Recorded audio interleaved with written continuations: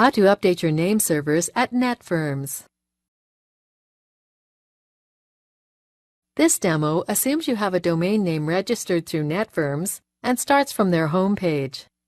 Now let's learn how to update our domain name's nameserver settings. Click the Control Panel link in the upper right of this home page to log into your account. Log in with your username and password.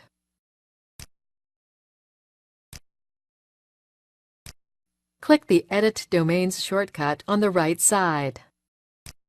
Select the domain name you wish to manage. Then click Nameservers. Click to use different name servers, enter your new name servers, then click Save.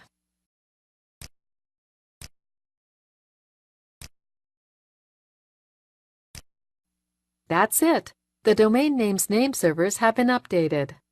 Please note that it could take up to 24 hours for your new name servers to propagate and be recognized across the Internet.